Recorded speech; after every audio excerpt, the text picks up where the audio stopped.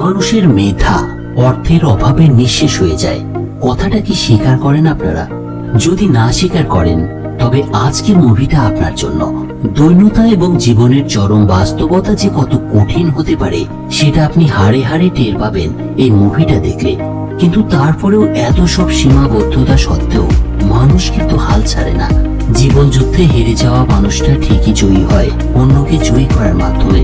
বন্ধুরা, আজকের মুভির গল্পটা ভারতের ছোট্ট একটা শহর পাটনার বিস্ময়কর যুবক আনন্দ কুমারের জীবনের সত্যি ঘটনার উপরে ভিত্তি করে তৈরি করা হয়েছিল। কি করেছিলেন আনন্দ কুমার সেটা এখানে বলে আপনাদের আর সময় নষ্ট করতে চাইছি না। শুধু একবার অনুরোধ করব, এক্সপ্লেইনটা দেখুন, তাহলে বুঝতে পারবেন জীবন কখনো হেরে যায় না। জীবন মানে যুদ্ধ, এবং এই যুদ্ধে কখনো হাল ছাড়তে নেই। সময়টা সেই 1996 সাল। ভারতের ছোট্ট শহর পাটনার বিস্ময়কর যুবক আনন্দ কুমার এখানেই তার বাবা মা এবং ভাইয়ের সাথে থাকতেন। অভাবের সংসারে ছোটবেলা থেকেই প্রচন্ড মেধাবী ছিলেন আনন্দ। গণিত অলিম্পিয়াডের প্রতিযোগিতায় প্রথম স্থান দখল করেছিলেন তিনি। আনন্দ কুমারকে পুরস্কার দিতে একটা বড় অনুষ্ঠানের আয়োজন করা হয়েছিল, আর সেই অনুষ্ঠানে উপস্থিত ছিলেন রাজ্যের এডুকেশনাল মিনিস্টার। সেদিন আনন্দকে একেবারে প্রশংসার স্রোতে ভাসিয়ে দিয়েছিলেন তিনি। এছাড়া তিনি একটা প্রতিশ্রুতি দিয়েছিলেন, কারো যদি উচ্চশিক্ষার জন্য অর্থনৈতিকভাবে কোনো সাহায্যের প্রয়োজন পড়ে তাহলে তিনি সবার আগে সেটার ব্যবস্থা করবেন। সেদিন আনন্দ কুমার তার পুরস্কার নিয়ে সোজা চলে আসেন তার প্রিয়তমা সুপ্রিয়ার কাছে। তাদের রিলেশন চলছে অনেকদিন ধরে, কিন্তু এখনো আনন্দের বিয়ে করার মতো কোনো অবস্থা তৈরি হয়নি, কারণ সে সিদ্ধান্ত নিয়েছে অক্সফোর্ড থেকে গণিতে পিএইচডি অর্জন করবে। আসলে গণিত সবার জন্য একটা সাবজেক্ট হলেও আনন্দের জন্য ছিল একটা প্রচন্ড রকমের ভালোবাসা। এমনকি সে সুপ্রিয়াকে যে লাভ লেটারটা দিত সেটাতেও বাইনারি সংখ্যা ব্যবহার করত সে। দিনের বেশিরভাগ সময় আনন্দ কুমার লাইব্রেরিতেই কাটিয়ে দিত, তবে লাইব্রেরির খরচের টাকা না থাকায় লুকিয়েই বই পড়তে হতো তাকে। কিন্তু একদিন সে ধরা পড়ে যায় এক লাইব্রেরিয়ানের কাছে, এবং তাকে তুচ্ছ তাচ্ছিল্য করে সেদিন বের করে দেওয়া হয়। কিন্তু সেই লাইব্রেরির একজন কর্মচারী তাকে সাহায্য করেছিল। সে তাকে জানিয়েছিল যদি সে বছরের জন্য ফ্রি মেম্বারশিপ চায় তাহলে তার নামে একটা ফরেন জার্নাল দেখানো লাগবে। যে কথা সেই কাজ। আনন্দ দ্রুত লেগে পড়ে কাজে। সে একটা বিদেশি জার্নাল থেকে কিছু ম্যাথ সলভ করতে শুরু করে। এই অঙ্কগুলো ছিল এমন অঙ্ক যেগুলোর সমাধান আজ পর্যন্ত পৃথিবীর কেউ সলভ করতে পারেনি, তবে আনন্দ কুমার সেগুলো সলভ করতে সক্ষম হয়। এরপর একদিন আমরা দেখতে পাই আনন্দ চলে এসেছে পোস্ট অফিসে। তার বাবা ছিলেন একজন পোস্ট মাস্টার। আনন্দের পরিবার ছিল অনেক গরিব, কিন্তু তা সত্ত্বেও আনন্দের স্বপ্ন ছিল অনেক বড়। তার বাবাও জানতেন আনন্দ অনেক মেধাবী। সে বিদেশে পড়তে যাওয়ার স্বপ্ন দেখে। ছেলের এই বড় স্বপ্নগুলোকে বাস্তবে রূপ দিতে আনন্দের বাবারও কোনো চেষ্টার কমতি ছিল না। তাই নিজের ছেলের ইচ্ছে পূরণে একদম উঠে পড়ে লেগেছিলেন তিনি। সেই ফরেন জার্নালের ম্যাথ সলভ করে সেটাকে ইংল্যান্ডে পৌঁছানোর জন্য অনেক টাকার প্রয়োজন ছিল। আনন্দের বাবা তার বন্ধুদের কাছ থেকে সাহায্য নিয়ে সে চিঠি পোস্ট করে দেন। এর কিছুদিন পরে সে চিঠির উত্তর আসে। উত্তরটা ছিল ভীষণ পজিটিভ। ইংল্যান্ডের কেমব্রিজ ইউনিভার্সিটি আনন্দের সলভ করা ম্যাথ দেখে রীতিমতো অবাক হয়ে গিয়েছিল, এবং তাকে তারা সেই চিঠিতে জানিয়েছিল আনন্দকে কোনো টেস্ট ছাড়াই কেমব্রিজ ইউনিভার্সিটিতে পড়াশোনা করার একটা সুযোগ দিতে চায় তারা। জাস্ট ফ্রিতে বই পড়তে চাওয়ার ইচ্ছে থেকে ম্যাথ সলভ করে এখন আনন্দ কেমব্রিজ ইউনিভার্সিটির একজন স্টুডেন্ট হবে। এটা ছিল আনন্দ এবং তার পরিবারের কাছে অনেকটা স্বপ্নের মতো। তবে যাই হোক, আনন্দ কুমার তার এই আনন্দের ভাগ সেই লাইব্রেরিয়ানকেও দিয়েছিল। সেই কর্মচারীকে পা ধরে সালাম করে তাকে সব জানিয়েছিল সে। আনন্দের এই কৃতিত্বে তার পরিবার অনেক বেশি খুশি হয়েছিল, কারণ তারা তাদের ছেলেকে অনেক কষ্ট করে লেখাপড়া শিখিয়েছে, আর এখন তার ফল ভোগ করার সময় এসেছে। আনন্দের বাবা যেখানে যেতেন আনন্দের মেধার প্রশংসা করতে করতে একেবারে হাঁপিয়ে উঠতেন, কারণ সে তার ছেলেকে সব থেকে বেশি ভালোবাসত। এদিকে সুপ্রিয়া মানে আনন্দের প্রেমিকা একদিন তার বাবার সাথে আনন্দের পরিচয় করিয়ে দেন। আনন্দের বিশাল স্বপ্নের কথা শুনে সুপ্রিয়ার বাবা তাকে বাহাবা দেন, কিন্তু সেদিন তিনি একটা কথাও বলে বসেছিলেন। এখনই তিনি সুপ্রিয়াকে আনন্দের হাতে তুলে দেওয়ার কথা ভাবছেন না, কারণ সুপ্রিয়ারা ছিল অনেক ধনী পরিবার, আর আনন্দের অবস্থা নুন আনতে পান্তা ফোড়ানোর মতো ছিল। তো স্কলারশিপ পাওয়ার পরে সবচেয়ে যে বড় সমস্যাটা দেখা দিয়েছিল সেটা হলো ইংল্যান্ডে যাওয়ার জন্য টাকা জোগাড় করতে হতো তাকে। মানে কেমব্রিজে ফ্রিতে অ্যাডমিশন হলেও প্লেনে ইংল্যান্ডে যাওয়া তো লাগবে, আর তার জন্য প্লেন ভাড়ার জন্য নিজেকে খরচ বহন করতে হবে। আনন্দের বাবা এটা বুঝতে পারতো, কিন্তু সংসার চালাতেই যেখানে হিমশিম খেতে হতো তাকে, সেখানে প্লেন ভাড়া করার টাকা একটা বড় ব্যাপার ছিল তার কাছে। কিন্তু একদিন সাহায্যের জন্য এই বাপ ছেলে মিলে চলে আসে এডুকেশনাল মিনিস্টারের কাছে। কিন্তু দুঃখের বিষয়, এই কুলাঙ্গার মিনিস্টার আনন্দকে সাহায্য তো করেই না, বরং তাকে আর তার বাবাকে একদম পাত্তা না দিয়ে বের করে দেয় সেখান থেকে। আর এখান থেকে একটা বিষয় স্পষ্ট হয়, মিনিস্টার আসলে সেদিনের অনুষ্ঠানে সাহায্যের বিষয়ে যা বলেছিলেন সেটা তার নাটক ছাড়া কিছু ছিল না। যদিও আনন্দ সেদিন তাকে বারবার বোঝানোর অনেক চেষ্টা করেছিলেন যে তাকে ইংল্যান্ডে যেতেই হবে, কিন্তু কে শোনে কার কথা। সেদিন তারা দুজন একরাশ হতাশা নিয়ে বাড়িতে ফিরে আসে। আনন্দের চেহারার দিকে সেদিন আর তাকানো যাচ্ছিল না, কিন্তু এটা সত্ত্বেও আনন্দের বাবা কিন্তু হাত ছাড়েননি। সে আনন্দকে বলেছিল, আমি যে করেই হোক তোকে বিদেশে পাঠাবই। এরপর দেখা যায় আনন্দের বাবা তার যত বন্ধু বান্ধব আছে সবার কাছে গিয়ে আনন্দের জন্য সাহায্য চাইছে। আনন্দের মায়ের অল্প কিছু স্বর্ণের গহনা ছিল, সেগুলো বিক্রি করে দেওয়া হয়, কিন্তু সেগুলোতে যথেষ্ট টাকা না আসায় তারা ব্যাংক লোন নিতেও গিয়েছিল, কিন্তু বন্ধকি রাখার মতো আনন্দের কাছে কিছুই ছিল না, তাই ব্যাংক থেকে কোনো লোনও পায়নি তারা। এত সব হতাশাজনক পরিস্থিতির কারণে সবাই ধরেই নিয়েছিল আনন্দের স্বপ্নটা শেষ পর্যন্ত স্বপ্নই থেকে যাবে। যাই হোক, এর কিছুদিন পর এরপর একদিন রাতে খাবার খাওয়ার সময় হঠাৎ আনন্দের বাবা অজ্ঞান হয়ে যায়। আনন্দ সঙ্গে সঙ্গে বাবাকে কাঁধে তুলে দৌড়ায় হসপিটালের উদ্দেশ্যে। হসপিটালে যাওয়ার পথেই সেদিন আনন্দের বাবা মারা যান। বেচারা হয়তো নিজের ছেলের জন্য এতই কষ্ট পাচ্ছিল যে শেষ পর্যন্ত স্ট্রোক করে বসেছিলেন তিনি। যাই হোক, এই কিছুদিন পর আনন্দ সুপ্রিয়ার সাথে শেষবারের মতো দেখা করেন, কারণ আনন্দ বুঝতে পেরেছিল সুপ্রিয়ার বাবা তার মেয়েকে তার হাতে তুলে দেবে না। তার সাথে দেখা করে তাকে আনন্দ বলেছিল, তুমি আমাকে চিরদিনের জন্য ভুলে যাও, আমার বিদেশে যাওয়ার হবে না, আর তোমাকে বিয়ে করতেও পারবো না আমি, তুমি অন্য কাউকে বিয়ে করে ফেলো। সুপ্রিয়া আনন্দের কথাগুলো শুধু চুপচাপ শুনে অচলে কান্না করছিলেন। মূলত এসব ঘটনার মাধ্যমেই আনন্দের জীবনের প্রচন্ড স্বপ্নটা একেবারে ধূলিসাৎ হয়ে গিয়েছিল। তার আর কেমব্রিজে পড়তে যাওয়া হয়নি। এরপর দেখানো হয় আনন্দ সংসার চালানোর যুদ্ধে নেমে পড়েছে। আনন্দের মা এবং প্রাণব পাঁপড় বানাতো, আর আনন্দ সেগুলো তার বাবার সাইকেলে করে বিক্রি করত। আনন্দ এতদিনে তার ইংল্যান্ডে যাওয়ার স্বপ্নের কথা প্রায় ভুলতেই বসেছিল। একটা পরিবার চালানোর চিন্তা তাকে অন্য সব কিছুকে একেবারেই ভুলিয়ে দিয়েছিল। ভাগ্যের কি নির্মম পরিহাস, আনন্দের ম্যাথ পেপার সার্টিফিকেট গুলো দিয়ে সে তার মায়ের বানানো পাঁপড় গুলো পেঁচিয়ে বিক্রির জন্য নিয়ে যেত। আর এভাবেই চলতে থাকে আনন্দ এবং তার পরিবারের জীবন। এরকম একদিন রাস্তা দিয়ে যাওয়ার সময় একটা গাড়ির সাথে আনন্দের সাইকেলের ধাক্কা লাগে। সেই গাড়িতে ছিলেন একজন ধনী ব্যক্তি। তিনি আনন্দকে একবার দেখে সেদিন চিনে ফেলেছিলেন, তাই দ্রুত গাড়ি থেকে নেমে আনন্দকে বলেছিলেন, আরে আপনি তো আনন্দ কুমার তাই না, সেই জিনিয়াস ম্যাথমেটিশিয়ান, কিন্তু আপনারই অবস্থা কেন? উত্তরে আনন্দ সেদিন তেমন কিছু বলেছিল না, তবে লোকটা বুঝতে পারে আনন্দের বিষয়টা, তাই সে আনন্দকে তার গাড়িতে উঠিয়ে তার বিশাল বাড়িতে নিয়ে আসে। বাই দ্য ওয়ে, এই লোকটার নাম হচ্ছে লাল্লান সিং, আর সে ছিল এক্সেলেন্স কোচিং নামে একটা কোচিং সেন্টারের ম্যানেজার। ভারতের আইআইটি নামে একটা ইউনিভার্সিটি আছে, যেটার অনেকগুলো শাখা ছড়িয়ে রয়েছে ইন্ডিয়ার বিভিন্ন স্টেটে। এই আইআইটিতে চান্স পাওয়া ছিল প্রচন্ড কঠিন কাজ, কিন্তু ভালো ভবিষ্যতের আশায় সবাই সেখানে ভর্তি হতে চাইত। সাধারণত বড় লোকেরা তাদের সন্তানদের আইআইটিতে ভর্তি করাতে যে কোনো মূল্য দিতে রাজি থাকতেন। তো লাল্লান তাকে অফার করে এক্সেলেন্স কোচিং এ জয়েন করে বাচ্চাদের পড়াতে। আনন্দ যেহেতু অভাবে ছিলেন, তাই এক মুহূর্ত দেরি না করে এই অফারটা লোভে নেন তিনি। আনন্দের বিষয়টা তখন ইন্ডিয়াতে অনেকের মুখে মুখে ফিরছিল এবং তাদের অনেকেই তার মেধার কথা জানত। ফলে কিছুদিনের মধ্যেই এই এক্সেলেন্স কোচিং এর স্টুডেন্ট সংখ্যা ডাবল হয়ে যায়। আনন্দ আসলে খুব সহজে সবকিছু বুঝিয়ে বলতে পারত ছাত্রদের। কোচিং এ পড়ানোর সুবাদে ধীরে ধীরে আনন্দের পরিবারের দুঃখ দুর্দশাও কাটতে শুরু করেছিল। সে এখন ভালো জামা কাপড় পরতে পারত, নিজস্ব মোটরসাইকেল কিনেছিল আনন্দ। সুপ্রিয়ার সাথেও রিলেশনটা আবার ঠিকঠাক হয়ে গিয়েছিল। সব মিলিয়ে বেশ ভালোই চলছিল তার জীবন। তবে এই সফলতা আবার তার হাম্বলনেসকে ভুলিয়েও দিয়েছিল। তার মনের মধ্যে বাসা বেঁধে কিন্তু এক রাতে বাড়ি ফেরার পথে আনন্দ একটা বাচ্চা ছেলেকে রাস্তার পাশের একটা ল্যাম্প পোস্টের নিচে বসে কিছু একটা করতে দেখতে পান। সেদিকে এগিয়ে গিয়ে আনন্দ দেখতে পায় ছেলেটা ম্যাথ সলভ করছে। সেই ছেলেটা ছিল অনেক গরিব, তার বাবা ছিলেন একজন রিক্সা চালক, কিন্তু ছেলেটার পড়াশোনা করার ছিল আদম্য ইচ্ছা শক্তি।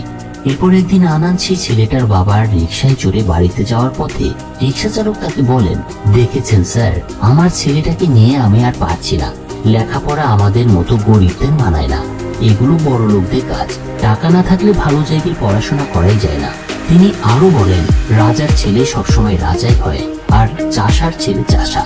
কিন্তু আনন্দের বাবা সবসময় একটা কথা বলতেন, রাজার ছেলে যে সবসময় রাজাই হবে এটা সঠিক নয়, রাজা হবে সেই যার যোগ্যতা আছে। আর এই কথাটা এবং ছোট্ট ঘটনাটা আনন্দের বিবেককে শেষ পর্যন্ত প্রচন্ড একটা নাড়া দিয়ে বসেছিল। আনন্দ ভাবতে শুরু করেছিল, শুধু বড় লোকেরাই কেন ভালো জায়গায় পড়াশোনা করার সুযোগ পাবে?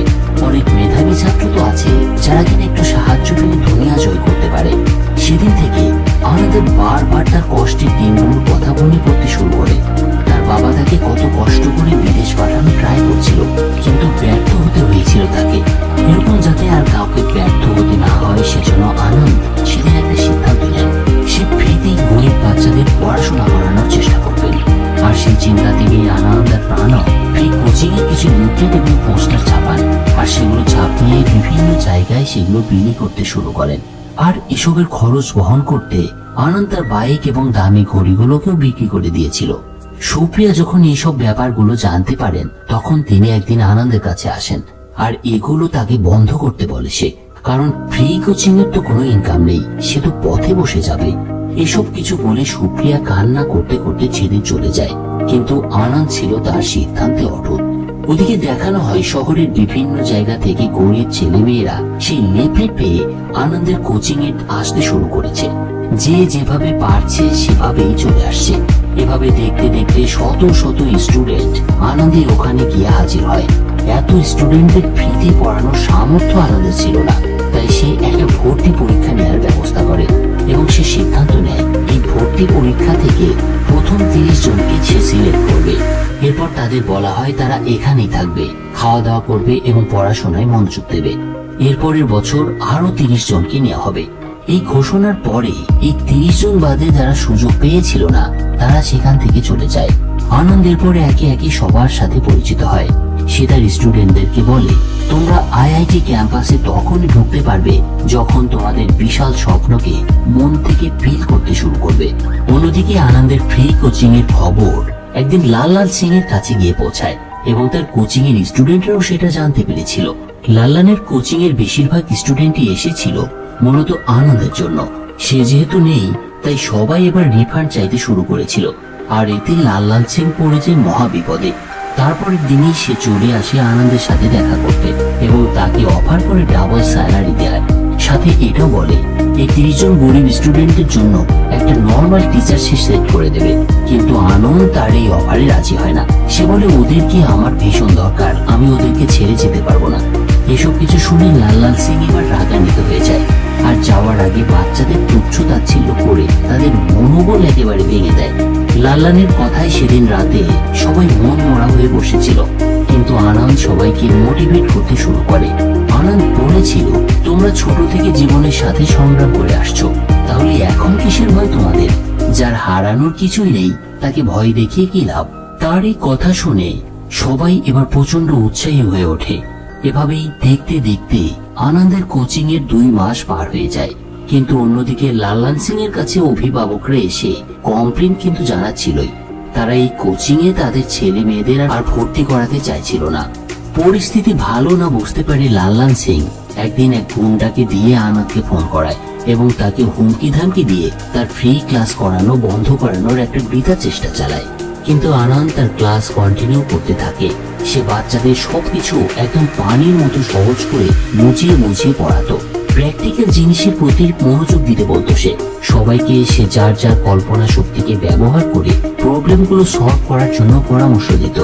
আর এটা করার কারণ ছিল যাতে শুধু বইয়ের উপরে স্টুডেন্টরা নির্ভরশীল না হয়ে যেন নিজের থেকে কিছু করতে পারে। এদিকে লালান সিং এর ষড়যন্ত্র তখনও চলছিল। তারা আনন্দের ফ্রি কোচিং এর ইলেকট্রিসিটি বন্ধ করে দিয়েছিল, কিন্তু সেটারও একটা সমাধান বের করে ফেলেছিল আনন্দ।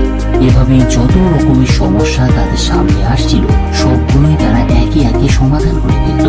যেমন কোনো দামি বই কেনার প্রয়োজন হলে সেই বই 30টা না কিনে একটা বা দুটো কেনা হতো, এবং সেটা একটা প্রজেক্টরের মাধ্যমে সবাই মিলে একসাথে করতো। আনন্দ সবকিছুর সাথে লড়াই করতে পারলেও খাবারের খরচ জোগাতে হিমশিম খেতে শুরু করেছিল সে। এজন্য কয়েকটা ব্যাংকে গিয়ে লোনের জন্য অ্যাপ্লাই করেও তার কোনো লাভ হয়নি। কেউ তাকে একটা টাকাও সাহায্য করছিল না।